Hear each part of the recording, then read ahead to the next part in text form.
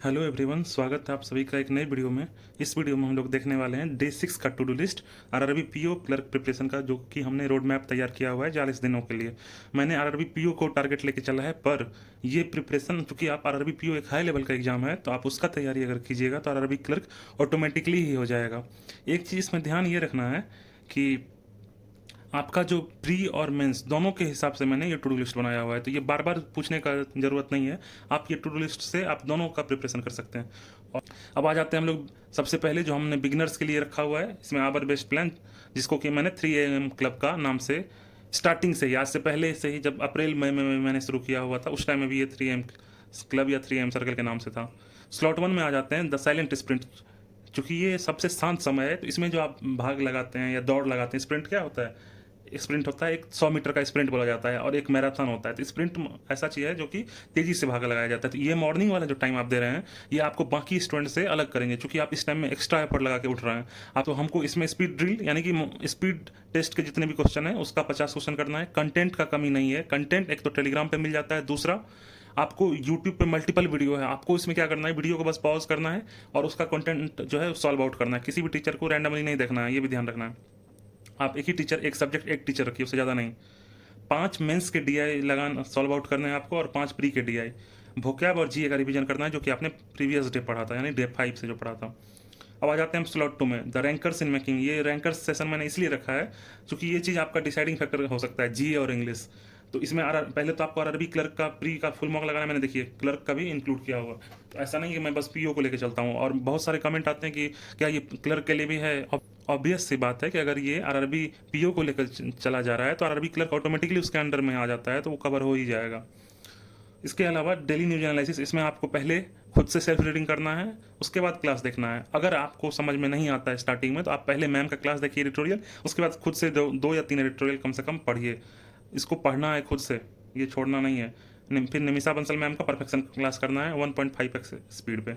Daily CA जो कोई भी एक टीचर से क्लास कर सकते हैं, और पीडीएफ जो है सीए, मान लीजिए कोई भी सोर्स हो सकता है, गाइडली या अफेयर्स क्लाउड या मॉक ड्रिल। इसके अलावा 10 एरर डिटेक्शन के मैंने प्रैक्टिस के लिए रखे हैं। इसमें आप क्या कर सकते हैं, एरर डिटेक्शन मैम ने यूट्यूब पे, निमिषा बंसल मैम ने काफ़ी सारे यूट्यूब पे वीडियो डाले हुए हैं एरर डिटेक्शन के, आप उससे प्रैक्टिस कर सकते हैं।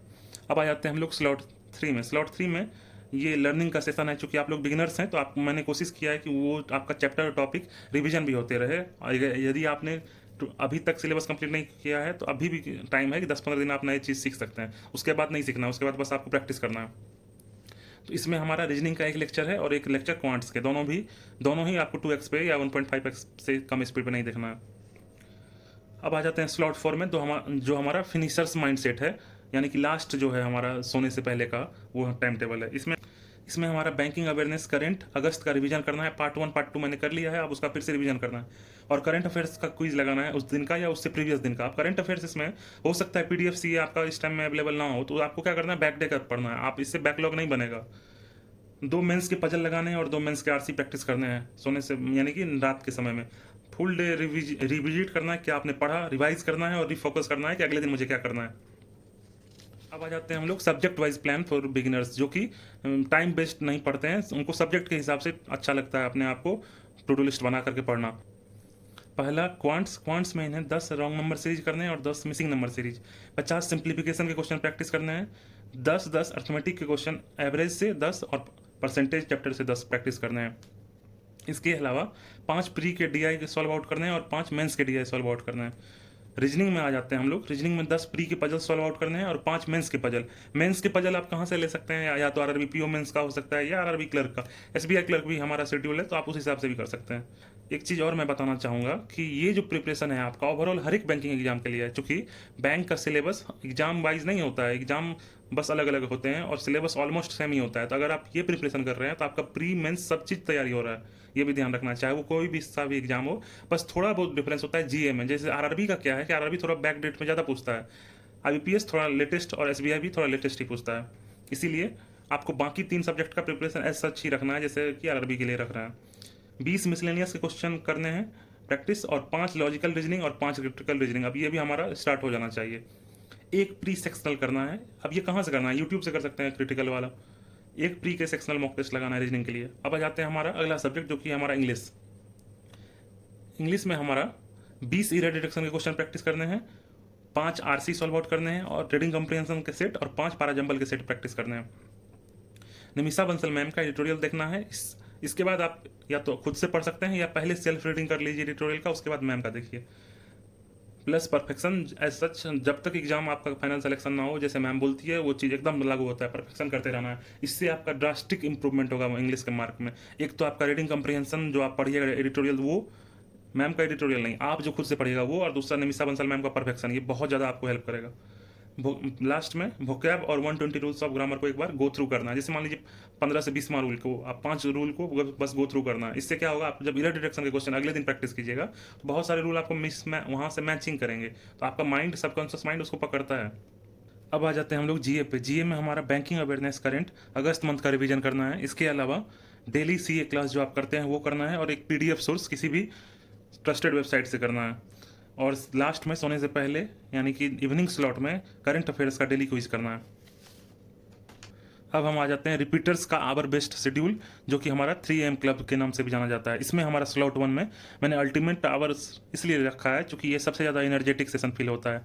इसमें 30 अर्थमेटिक के क्वेश्चन करने हैं, 10 मेंस के पजल करने हैं, फार्मूला शॉर्ट ट्रिक्स जो भी आपने पहले पढ़ा होगा या मॉक से सीखा होगा या जो बार बार यूज हो रहा है उसको रीराइट करना है, यानी कि आपको देख करके या विदाउट देखे हुए भी इसको लिखना है, जिससे कि आपको याद रखने में सहूलियत हो। एक आरआरबी क्लर्क का प्री सेक्शन लगाना है, या तो क्वांट या रीजनिंग। अगर आप क्वांट यहाँ लगा रहे हैं तो शाम में रीजनिंग लगाएंगे, अगर यहाँ रीजनिंग लगा रहे हैं तो शाम में क्वांट लगाएंगे। वोकैब और जीए का रिवीजन करना है जो कि आपने प्रीवियस डे पढ़ा होगा।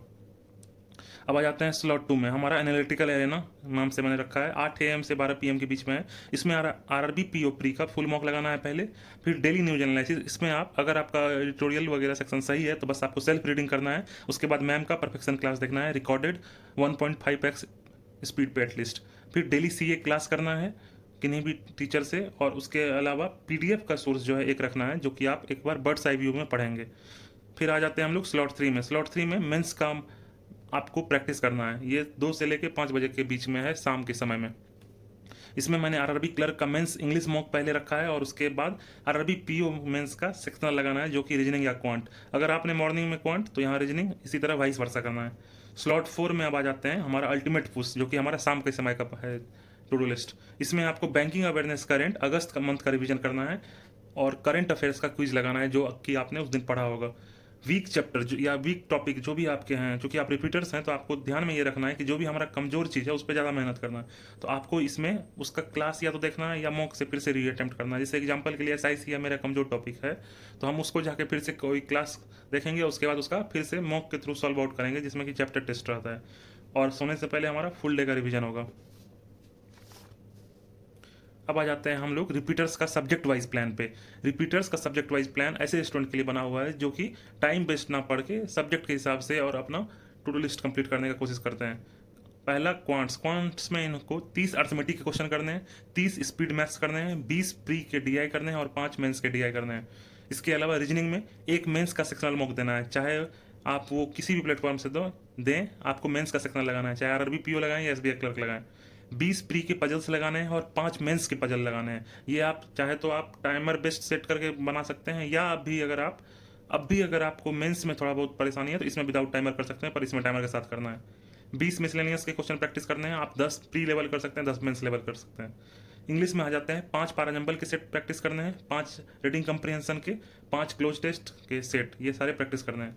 10 इरर डिटेक्शन के क्वेश्चन प्रैक्टिस करने हैं। निमिषा बंसल मैम का यूट्यूब पे क्लास अवेलेबल है, वहाँ पे आपको पॉज करके पहले खुद का सॉल्यूशन बनाना है, फिर मैम का सॉल्यूशन देखना है। डेली न्यूज एनालिसिस करना है, इसमें कि आपको सेल्फ रीडिंग होगा एडिटोरियल का, एटलीस्ट 2 एडिटोरियल तो कम से कम पढ़ना है। और इसके अलावा अगर आप अब भी कंफर्टेबल नहीं है तो निमिषा बंसल मैम का एडिटोरियल क्लास देख सकते हैं। उसके बाद परफेक्शन करना है। आ जाते हैं लास्ट टॉपिक हमारा जीए पे। जीए में हमारा बैंकिंग अवेयरनेस, वही करंट का जो अगस्त का पोर्शन है उसको फिर से हमको रिवाइज करना है अच्छे तरीका से। इसके अलावा डेली करंट अफेयर्स का जो क्लास है वो करते रहना है, पीडीएफ सोर्स एक किसी भी सोर्स से पढ़ना है, और सोने से पहले सीए का क्विज लगाना है। अब आ जाते हैं हम लोग कॉमन डेली टास्क, जो कि दोनों के लिए है, चाहे वो रिपीटर्स हो या बिगनर्स हो। इसमें आपको करंट अफेयर्स को हमेशा जो है सीए मॉक के थ्रू, यानी कि मैंने जो सीए मॉक रखा है सामने, उसके थ्रू एनालिसिस पार्ट को देख करके आपको करंट अफेयर्स का रिवीजन करना है। ये क्यों इंपॉर्टेंट है? क्योंकि जीए जो है ये आपको ज़्यादातर बार बार रिवीजन से ही याद होगा, तो ज़रूरी है ये कि आपको वो चीज़ बार बार हर एक मॉक में या कहीं आप पढ़ रहे हैं तब, इसीलिए मैंने पहले वीडियो सोर्स रखा, उसके बाद पीडीएफ सोर्स और लास्ट में हमारा मॉक। और मॉक का एनालिसिस, ये तीनों जब होगा तो आपका सबकॉन्शियस माइंड धीरे धीरे याद रखने का, वो चीज़ फैक्ट के साथ याद रखने का कोशिश करने लगेगा। मेंटेन एरर बुक, एक एरर बुक मैंने पहले भी बताया हुआ है, ये मेंटेन करना है। आप चाहें तो इसको 3 एरर बुक में कंप्लीट कर सकते हैं अगर आपका नोटबुक छोटा है तो। 3 एरर बुक में मतलब एक रीजनिंग के लिए स्पेशली रहेगा, एक क्वांट्स के लिए, एक इंग्लिश के लिए। जीए के लिए क्यों नहीं मैंने बोला, क्योंकि जीए जो है आपका बार बार रिवीजन के थ्रू ही आना है, तो इसलिए उसको नोट्स बनाना करके टाइम वेस्ट नहीं करना है। बाकी इस 3 को आप बना सकते हैं, या आपके पास अगर मोटा नोटबुक है तो उसमें 3 भागों में बाइफरकेट कर दीजिए और रीजनिंग का एक अलग सेक्शन कर लीजिए, क्वांट का अलग और इंग्लिश का अलग।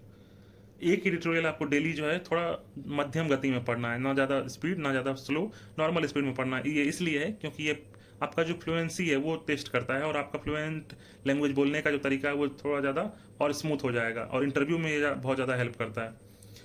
लास्ट में वही है, consistency should be given importance, सबसे ज़्यादा इंपॉर्टेंस इसी का देना चाहिए, इसलिए मैंने ट्रिपल स्टार दिया। अगर आप डेली के 4 घंटे भी पढ़ रहे हैं लेकिन लगातार पढ़ रहे हैं, वो ज़्यादा इंपॉर्टेंट है ना, बल्कि ये करें कि आप आज 10 घंटे पढ़ रहे हैं और कल साफ ही नहीं पढ़ रहे हैं, तो फिर वो साफ नहीं पढ़ने के चलते आपका 10 घंटा जो पढ़े वो भी बेकार चले जाएगा। स्टे डिसिप्लिन सबसे इंपॉर्टेंट है। अब आप मुश्किल से 30 से 35 दिन बचे हुए हैं, तो आपको डिसिप्लिन के अलावा और कोई ऑप्शन बचता नहीं है। Stay in hunt to crack exams, मतलब आप अगर एग्जाम क्रैक करने के लिए कोशिश कर रहे हैं तो आजकल एकदम रैट रेस बोलिए या मतलब कट थ्रोट कंपटीशन है, तो ज़रूरी है कि आप जो है उस हिसाब से कंपटीशन में बने रहें जिस हिसाब से बाकी स्टूडेंट भी तैयारी कर रहे हैं। आप 2 दिन 3 दिन अगर तैयारी नहीं करते हैं तो बहुत स्टूडेंट्स के पीछे चले जाते हैं। यहाँ 0.025 मार्क में रैंक जो है बहुत घटता है, रैंक तो जो, उसके अलावा सिलेक्शन भी रुक जाता है बहुत बार। यहाँ तक वीडियो खत्म हो जाता है। इसके अलावा कुछ लास्ट रिक्वेस्ट है, चूँकि बनाने में बहुत टाइम लगता है, मेहनत लगता है, ऑफिस आवर के बाद मैं ये बनाता हूँ तो और ज़्यादा प्रेशर रहता है कि थोड़ा रेस्ट नहीं लेके मैं आप लोगों के लिए सोचता हूँ, तो उम्मीद है कि आप भी थोड़ा सपोर्ट दिखाएंगे। तो क्या सब्सक्राइब कीजिए, प्लीज़ सब्सक्राइब कीजिए और शेयर कीजिए। इसके अलावा एक अगर फिक्स्ड शेड्यूल में, ये मेरे लिए ही नहीं आपके लिए भी इतना बेनिफिशियल है कि पूछिए मत, मैं बहुत ज़्यादा ब्रेनस्टॉर्मिंग करके बनाता हूँ सारा। तो अगर आप फिक्स शेड्यूल में पढ़ना चाहते हैं तो आपको एक गाइडेंस मिल जा रहा है फ्री में, वो भी अवेलेबल है। चूँकि इसके लिए बहुत सारे प्लेटफॉर्म चार्ज लेते हैं, मैं इसके लिए कभी चार्ज नहीं लूँगा, मुझे उम्मीद है और मुझे अपने पे विश्वास है कि ये हमेशा फ्री रहेगा। तो आपको यह क्या करना है कि एटलीस्ट शेयर तो ज़रूर करना चाहिए कि कोई भी 2-4 लोग और भी जान सकें।